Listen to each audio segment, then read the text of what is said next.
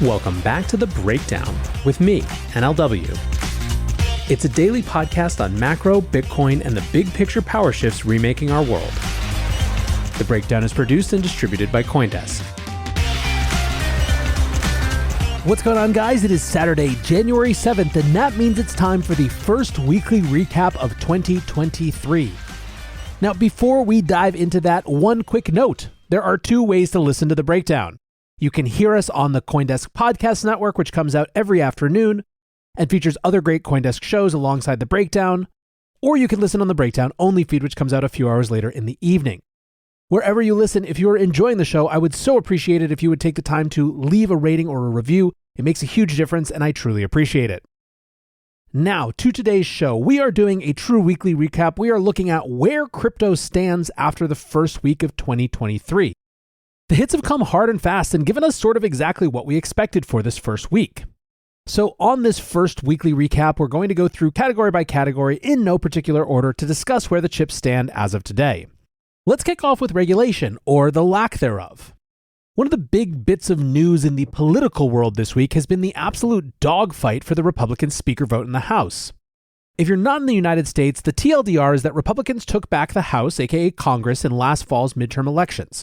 As one of their first orders of duty, they need to elect a speaker to lead them, and this has not gone so well. We are now 4 days and 12 ballots into the process. Throughout that, Republican Kevin McCarthy has failed to gain the majority required to be seated as House Speaker, holding up the swearing in of hundreds of new members and delaying any legislative work. Despite holding a majority in the House, Republicans have been stymied by a group of hard-right members of the ultra-conservative Freedom Caucus who defected from their party to endorse several alternative candidates. Now, obviously, the ins and outs and rights and wrongs of this are way, way beyond the scope of this show, but the key thing for us to know is that only 15 times since the inaugural Congress in 1789 did a House Speaker require more than one round of voting to be elected. The last time this occurred was exactly 100 years ago in 1923, when 9 rounds of voting were required to elect a Speaker. Again, without a Speaker, nothing in the House can move forward, including committee appointments, hearings, or the adopting of new rules for how the chamber will operate. Because of that, this does impact crypto. In December, the House Financial Services Committee convened a hearing to investigate the collapse of FTX. That committee is also responsible for economic stability issues and financial system oversight, as well as being the main body which proposes and refines draft bills related to its policy area. Without a House Speaker, no appointments to the committee can be ratified, and important legislation around financial services, including crypto policy, cannot progress.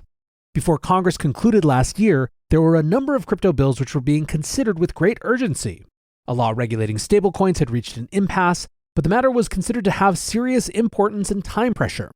More broad regulatory bills like the Lummis-Gillibrand-sponsored Responsible Financial Innovation Act and the Stabenow-Boozman-sponsored Digital Commodities Consumer Protection Act had been proposed in the Senate but would also need to pass in the House as well. So what does this all portend for legislation to come? I don't think it's unreasonable to think that if Republicans who hold the balance of power in the House can't even come together on an agreement on appointing a speaker, there is a serious possibility of pretty substantial gridlock in Congress in general. For the crypto industry, there may be an element that no news is good news here. Without a functional legislative body to enact new regulation, the industry could continue to grow without additional government oversight and restriction. There is some bleak and bleary optimism in this. In my end-of-year interview with the Blockchain Association's Kristen Smith, she said explicitly that this could be good for crypto, given that the propensity for overreaching or even vindictive policymaking right now might be higher post-FTX than at any other time. By the way, to be clear, vindictive is my word, not hers. At the same time, most people in the crypto space do think that some amount of common sense regulation is both needed and inevitable. It certainly won't help us get out of the bear market to have a lack of clarity around how major normal participants in the traditional financial system can participate in the crypto ecosystem as well. And there is one other reason to not be that thrilled about the state of regulatory affairs either, which is that in the absence of elected officials making the rules, the current default is unelected officials, i.e. the agencies like the SEC and CFTC, making the rules in less than ideal ways. Both the SEC and the CFTC have become much more active in recent years, and without any real prospect of clear regulations being passed allowing the crypto industry to grow more legitimate, regulators could see the lack of additional guidance from Congress as the green light to keep cracking down using ill-suited regulation designed for traditional financial markets, i.e. more regulation by enforcement. Other members of the Blockchain Association gave a lot of thoughts on this as well. Jake Chervinsky, the head of policy at that organization, said there will be a lot of noise in U.S. crypto policy this year, no doubt. The question is how much converts to action. More enforcement is likely, but new laws and regulations face strong headwinds. My best guess for 2023, loud but little structural change. A great time to build. Ron Hammond, who is the Director of Government Relations at the Blockchain Association, also took a crack at laying out how he sees the regulatory landscape. He wrote, "The first day of the 118th Congress has arrived. It is no secret the crypto industry is in the crosshairs of Congress after the FTX fallout. This Congress presents challenges and opportunities, though, so here is the latest from the ground. One word to summarize how things are right now for the crypto industry on the Hill: bad. SBF and FTX have significantly set back the industry in D.C. Recall, SBF was on the Hill lobbying Congress and the regulators more than any other CEO in crypto and likely financial services. When his fraud became apparent in November, members on both sides of the aisle and regulators quickly distanced themselves from him. The political donations from SBF led to an onslaught of negative press, and members have largely returned or donated those contributions. Meetings with policymakers and staff have also gotten tense after the FTX fiasco. As crypto crawled across the finish line in 2022, some of the crypto skeptics turned to an odd line of thinking that there shouldn't be regulation because it will further legitimize crypto. The problem for many in DC is that they equate FTX with the entire crypto industry. This isn't solely the fault of FTX, though. Celsius, Terra, and Three Arrows also led to this thinking. FTX, though, seems to be the straw that broke the camel's back, as many are calling for action. Dodd-Frank, Glass-Steagall, Sarbanes-Oxley. These were all major bills passed after a financial crisis or serious scandal. It is entirely possible FTX's downfall spurs this once-in-a-decade legislation. We already have proposals like Lummis-Gillibrand and McHenry Waters. These historic regulatory bills, though, take a lot of political capital to move, and nothing increases the chance of passage like a crisis. If this effort were to come together, and that's a big if, then likely would be a combo of new and old bills to tackle a variety of topics. Most of the first months of Congress will focus on FTX, though. While stablecoins seemed like something that would be tackled first, it seems the FTX fact-finding will skip the line and become the center of attention. Stablecoin regulation is still top of mind for many, though. There is also a unique dynamic with a split Congress. Typically, a split Congress rarely passes many bills as both sides fail to see eye to eye on bills or their priorities aren't shared with the other side. A crisis can change that, but not guaranteed. This split is best seen between Patrick McHenry, the chair of House Financial Services, and Senator Sherrod Brown, chair of Senate Banking. Both have nearly polar opposite views on crypto, and it is hard to see a situation they can agree. It is possible, but it will be tough. On the other hand, the agricultural committees tend to have a better relationship, with Congressman Glenn Thompson, House Ag, and Senator Debbie Stabenow, Senate Ag, as chairs. Both have put out proposals on regulating crypto via the CFTC and spot market regulation. While different, both could agree. What else can get done? Oversight of regulators for certain. Chair McHenry said he plans to have SEC Chair Gensler in several times for oversight hearings this Congress. An opportunity the House didn't get last year. The CFTC will have similar hearings in the Ag committees. Smaller bills like stablecoins and spot market regulation have a chance of moving this year, but will likely need to wait till the dust settles on FTX, both in the courts and the congressional hearings. Similar to the Robinhood hearings, more legislation will be proposed after. It is likely Congress will tackle new topics this year, such as NFTs, DAOs, and DeFi.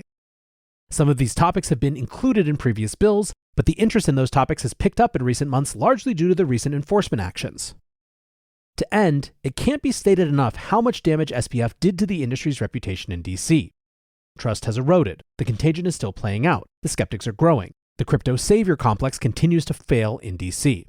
The good thing is crypto has a strong bench in DC and continues to poach talent from other industries on the advocacy, lobbying, and policy front.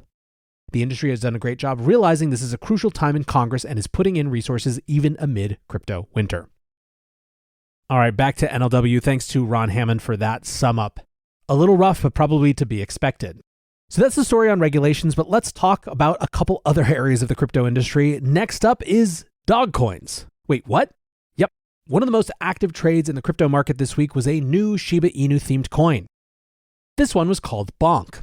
It was issued on Christmas Day, airdropped to Solana NFT holders and creators, and the price ran up by over 2,000% in the last week, with a 240% gain alone on Wednesday. It was then cut in half on Thursday, but so goes the meme coin. Solana moved up by 20% on the back of high volumes on DEXs. Bonk trading pairs saw 20 million in trading volume on Wednesday, with liquidity pools paying out more than 1% per hour at their peak, or more than 24% per day. On Friday, developers of Bonk burned their allocated tokens, around 5% of supply, stating that the move was intended to cultivate more legitimacy in the token. Now, to be clear, this thing was literally created to interact with pleasebonk.me, where a meme Shiba Inu would hit a photo of SBF with a baseball bat. Given that, it might be fair to ask, what the hell was this thing? Is it a total repeat of bull run madness where we just buy utterly stupid crap hoping for a fast buck? Is it, on the other hand, a defiant suggestion that crypto can still be about fun, lighthearted experiences? Or is it even Sam trying to make some extra scratch, maybe for his legal defense fund? These were all takes from the community. Ben Armstrong, aka BitBoy, said, quote, "If you don't think it's possible SBF/Alameda is behind Bonk, you are intellectually dishonest." Then on the other end of the spectrum, you have Bonk itself saying Bonk represents the best of Solana. Our community is working together across the ecosystem to make positive change for us all. Now for a take that's sort of positive but isn't literally from the Bonk team, you could point to Elaine Lai, a producer and host at Real Vision. She writes, "No idea what Bonk is, but I'm glad Sol dipped so I can experiment with its usability. The speed and low fees make these transactions fun." Solana core dev Zen Llama writes, "Bonk is the advertisement for Solana's new network stability features we never knew we needed. Love to see it." I don't know, man. I'll leave it to you guys, my astute listeners, to decide where on the cringe to king scale Bonk falls. I just thought it was notable that a dog coin showed up in the depth of winter in the first week of this year. Talk about things we can't quit. Now let's pop back to Bitcoin and talk mining for a moment. A couple of key stories from the last few weeks. It's been bankruptcies or bailouts with pretty much nothing in between. On the bankruptcy side is the world's largest public miner, Core Scientific. They filed for Chapter 11 bankruptcy on December 21st and had a prearranged restructuring plan agreed to by creditors. According to SEC filings lodged last Thursday, Core Scientific received a $75 million loan from a group of debt holders, including $17 million contributed from mega asset manager BlackRock. BlackRock is the largest shareholder of Core Scientific and already held $37.9 million in convertible bonds issued by the miner. The new loan facility will mature in June this year, with terms allowing an extension to September, meaning that the company needs to ensure its finances are reformed over the next 6 to 9 months. Now, on the bailout side is Argo. Argo Blockchain narrowly avoided filing for bankruptcy itself, with Mike Novogratz Galaxy Digital providing the troubled miner with a $100 million bailout. The two parts of that are that Galaxy has purchased Helios, which is Argo's largest mining facility located in Texas, for $65 million. And additionally, they provided a loan of $35 million. Argo CEO Peter Wall said, quote, "Over the last few months, we've been looking for a way to continue mining through the bear market, reduce our debt load, and maintain access to the unique power grid in Texas. This deal with Galaxy achieves all these goals, and it lets us live to fight another day." Amanda Fabiano, head of mining at Galaxy, said, quote, "Quality infrastructure and access to low-cost energy are the cornerstones of a successful mining operation, making the acquisition of Helios an incredible milestone for the growth of Galaxy's mining business. Helios will be the second mining facility owned and operated by Galaxy, with plans to complete construction on its first site in January." Now, if you are interested in more on what's going on in Bitcoin mining, tomorrow's Long Read Sunday is focused all about that, so check it out. Then when it comes to macro this week, there are two big parts of the story, I think. One of them was the Fed minutes. As we discussed on Thursday's show, it seemed in the minutes we got from December's FOMC meeting pretty clear that the Fed was trying to fight against the prevailing wisdom in markets that market conditions will force the Fed to pivot. This has been the story going back throughout all of last year. The Fed saying we're going to keep tightening and the marketing saying we don't believe you. This time again, it didn't really impact markets much at all. More of a shrug, yeah, we get it reaction. The other piece, though, has been economic data around jobs. Remember, the Federal Reserve keeps pointing to labor market tightness as justifying further rate increases and generally keeping rates higher for longer. This is both from the standpoint of saying that wage price spiral could be an issue ongoing, as well as saying that clearly the real economy can handle more pain given how strong the labor market is. Well, midweek this week, we got data that unemployment claims actually dropped in the last week of December. And then on Friday, payroll data showed an increase of 223,000 jobs in December, with the jobless rate declining from 3.7 to 3.5%. This seems to validate the Fed's sense that things are very tight. But, interestingly, some of the spin on Friday was that this was still a sign of labor market cooling. The Wall Street Journal writes hiring wage gains ease, pointing to cooling jobs market. Quote, "The U.S. labor market, while still vibrant, is losing momentum amid slower economic growth and Fed rate increases. December's job gains were the smallest in 2 years, while wage increases of 4.6% were the narrowest since mid-2021. Markets seem to agree, with the Dow up more than 500 points after the news." Colin Roche sums up, "Decent labor report. The most important component was wage growth, which continues to slow. This isn't the 1970s. There is no wage price spiral." Still, things are weird out there. I think the Kobayashi letter captured this pretty well when they wrote, "Current market mentality. 1. Economic data is stronger than expected. Sell stocks, Fed will be more hawkish. 2. Economic data weaker than expected. Sell stocks, we are in a recession. 3. Economic data as expectations. Sell stock, Fed will keep raising rates. The Fed broke the market. And lastly, there is, of course, all of the crypto reckoning, but I did a whole show on that yesterday. I don't think you need me to repeat all of that, given that we just went over it so recently. The TLDR is that Celsius, 3AC, Huobi, Silvergate, and SBF were all in the news. All of those bankruptcies and financial challenges are ongoing, and each week we get more information. But it's the weekend. That's not what you want to think about right now. And I hope that the rest of the show has given you a sense of where we stand coming off this first week of 2023. As always, I appreciate you listening, and until tomorrow, be safe and take care of each other. Peace.